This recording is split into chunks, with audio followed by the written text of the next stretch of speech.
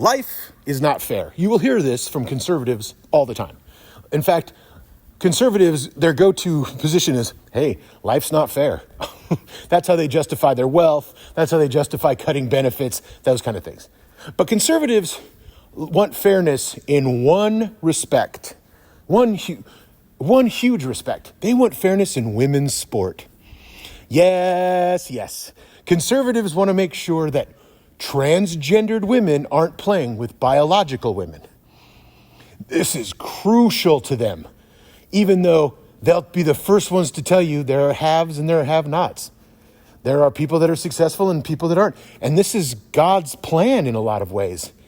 Many people believe in your destiny is for you to be poor, and my destiny from God is to be rich. The DeVos family, the Walmart family, the Walton family, Eric Prince, who's Betsy DeVos's brother.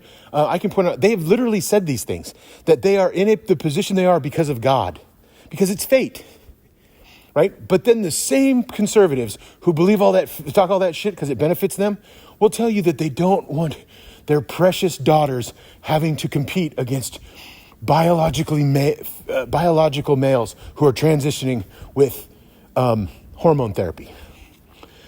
And their whole argument is fairness.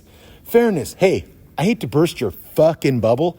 Sports are the least fair thing there is. What, Jason? What do you mean? They all play by the same rules. They all play by the same rules. If they don't, then they can't play. And then, that doesn't make it fair. That just makes it the rules. Have you ever seen an NFL roster? Hell, have you ever seen a Division I football team's roster? Some guy, the NFL draft is coming up here in April, the end of April. And if you're going to ban transgendered girls from competing in high school sports against biological females, then I would suggest we start putting in more rules. No, if you're 300 pounds, you don't get to play high school football, because that's not fair to people that aren't 300 pounds. If you're 6'7" in high school, 6'5", you don't get to play basketball. You're just too damn tall, and it's not fair to everybody else. Because after all, conservatives want fairness. That's the fairness is their whole thing. It's not fair to have a woman who was born a woman competing against a woman who was born a man and is on hormone therapy. It isn't right. Men have larger lungs and bigger throats and all these other, and their muscles and their joints develop differently. And yes, you're exactly correct. I'm not arguing any of those things. I'm saying to you, your fairness is bullshit. Your fairness is about bigotry and homophobia. And you can't even use the Bible to justify it, because you can with your homophobia, but you can't with your transgender, because there's nothing in there about a man transitioning to a woman transitioning to a man. And I also want to make the point that the Bible says a lot of shit. Like, you want to go to Leviticus about homosexuality? Cool. Then let's go to the parts of the Bible that talk about incest being okay and having sex with your daughter and then selling her off into slavery. Let's talk about those things. Let's talk about all of the bad stuff. Let's be consistent. We should be selling our daughters, right? You should be able to fuck your daughter and then sell her. Or if you rape a woman, you should be able to rape a woman as long as you marry her. Go fuck yourselves. You're not about fairness. You're bigots. Sports is the stupidest, most unimportant thing in our society, and it's 100% for entertainment. 100%. There is no rights. There is nothing that's going to help you in that. People always say, oh, you played sports when you were younger. Do you think it helped you? Fuck no. I played baseball, basketball, football, other sports. It didn't help me with shit. It didn't make me a better worker. It didn't make me a better person. It didn't make me a better lover, a boyfriend, fucking friend, family member. All it did was it gave me bad joints. I got bad joints. That's it. I got two fucked knees. There's no fairness. I remember playing football against guys I'm a big dude. These dudes were bigger than me. And I was like, I'm getting killed here. And never did it cross my mind to say, this isn't fair. If you're getting beat by somebody bigger than you, I don't care if they're females. And by the way, when we were little kids before puberty developed, so it was ironic, the best baseball players on our team were all girls because they developed quicker than boys. So they were smarter, they developed quicker, and they were always the best players. I mean, the movie Bad News Bears I had that actually happen to me in, Walter Matthau, but or Billy Bob Thornton. But I had a girl. I've had female teammates who were way better baseball players. I played against a Division I. I think she went to LSU in like the 80s, and I played one-on-one against her. She fucking destroyed me, and I'm 6'2", and I'm a decent basketball player. She crushed me. She crushed my soul, and she was like 5'9", 5'6". There's no fairness in sports. Is it fair that your parents had more money than mine, so they turned you into a quarterback? So they put you in camps from the time you were 2 years old and made you a quarterback? You had no natural leadership abilities. You're not even that good of an athlete.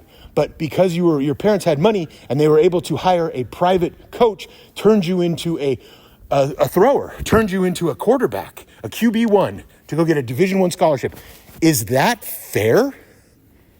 That's certainly not fair to me. Is it fair? Is it fair that there are millions of kids who never get to play sports because they can't afford it? Their parents simply cannot afford it. So they're never going to know what it's like to play. Or is it fair that that schools cut players? Sorry, friend, you're not good enough. You're not good enough for JV. You're not good enough for varsity. You're going to have to go down to C team. Sorry, you're just not good enough. Wait till your senior year, and then you'll get to sit on the bench with the big boy. Is that fair? Is it fair that the coach's son gets to play over? You happen to play the same position that the coach's son played. I have been there. And the coach's son gets, everybody on the team is asking you why you're not playing. And you have to tell them, because the coach's son and I happen to play the same position. And we didn't play the same position until recently because he can't play any other position. So he came into my position, and now he's playing my position, and I don't get to play. Is that fair? Because I've watched that happen to other people. Is any of those things fair to you? Do they sound fair? No, because sports aren't fair. There's nothing fair about sports. Was Lance Armstrong playing fair when he loaded himself up with EPO? The hardest sporting event in the world is the Tour de France. There's nothing that puts more tax on your heart and your cardiovascular system than that sport. But he still used EPO and cheated. Everyone's using it. Really? Because not everyone equaled your times. Not everyone didn't win 7 in a row. I mean, give me a fucking break. They're not fair. Have you ever seen a 330-pound, 6'7" lineman who has to eat 6,000 calories a day just to keep his bulk up and will probably be dead by the time he's 65 if he doesn't suffer from CTE? They're physical specimens. And if they can play, they can play. If they're better, if they can be used on a team, then they can be used on a team. There's no fairness. Your heart means nothing. I played with a lot of guys who had a lot of heart. Oh, look how scrappy. Look at this little Rudy motherfucker. Look how, he's scrappy as hell, isn't he? He is so scrappy. Meanwhile, he's not getting a jersey. It's just ridiculous. So when all these conservatives start to throw that shit around, and my other favorite is the violence against girls. That girls are somehow there's so much violence going on with transgendered, it's 7 or 8 athletes, I think, in college. It's like such a small amount. But anyway, the violence, the physical nature, girls being knocked to the ground, girls being slapped. You know, one of the biggest things that cause concussions in high school are? Guess, I'll give you 2 seconds. 1, 2, soccer. Headers in soccer. Soccer, major concussion sport, but nobody really talks about it, particularly in high school, and particularly high school girls. What all of this is just a bunch of right-wing bigotry theater. They want to stir the base up. They want to use their religion as a blunt, forced object on the rest of society. They want to impose their morality. My morality is, if you're good enough, you're good enough. If some transgendered fucking woman is a better swimmer than some douchebag in college, then let's see the best person do it. And there are tests. It's not just seeing if you have a dick or not. There are tests. They take biological tests, and there are markers that show if your estrogen levels are a certain level, your testosterones are a certain level. Testosterone levels are a certain point. So there are scientific measurements to show what a woman is in 2025. This isn't 1970. This isn't men wearing dresses. And we have hormone therapy. We have things. And by the way, hormone therapy And hormone therapy, not gene therapy, hormone therapy is used by people all the time. It's used by people who have low testosterone. It's used by people who have high estrogen or low estrogen.